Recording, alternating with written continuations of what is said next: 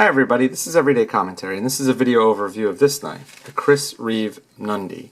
And the Mnandi is a very small, well not very small, but a small gentleman's folder, and it's part of the Reeve folding knife lineup, which includes this knife, the small and large Sebenza 21, the large Sebenza 25, the Mnandi, and the tie lock from Grant and Gavin Hawk.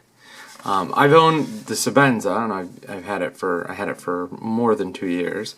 I really like that knife, and I gave it to Andrew of Edge Observer for helping put up the Gear Geeks Live website. And this is a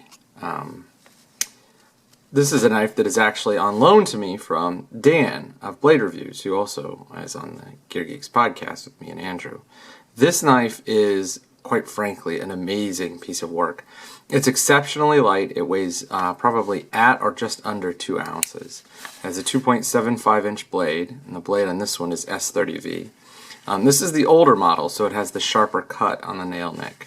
My understanding is that in later models, instead of this edge being cut, it's rolled so that your thumb sort of goes in but doesn't get caught. Having it in this shape, though, with the really sharp edge, makes it easy to deploy this knife. As you can see, this knife has inlays, and they are, I believe, they are either snakewood or Macassar ebony. Snakewood is actually the heart of a tree. I forget the exact name of the species of the tree. And Macassar ebony is a wood that is often used in green and green style furniture for the plugs. I think Dan said this was snakewood, but I'm not 100% sure.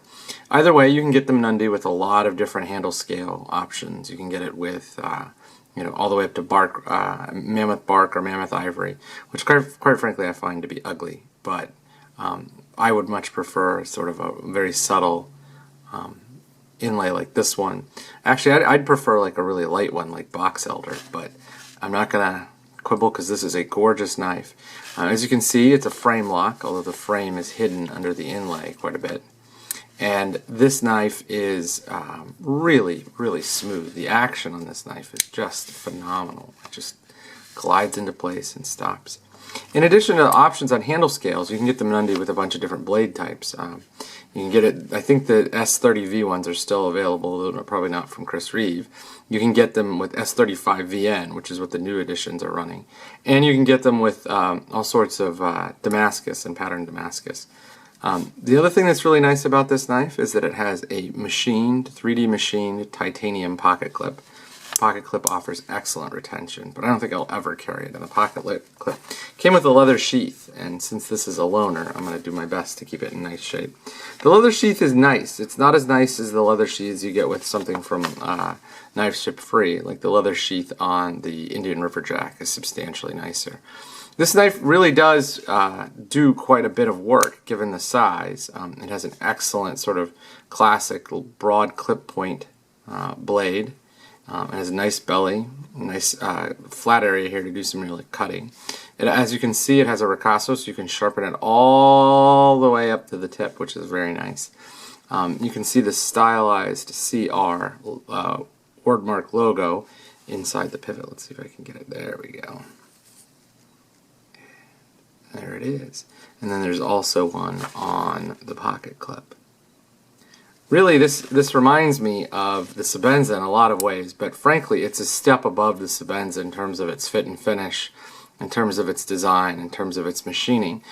In many ways, the Sebenza is something like a prototype for this knife. The Sebenza is very simple, has a thumb stud, it worked out all the kinks in the frame lock, but this knife is a knife where you can see that Reeve really stepped it up.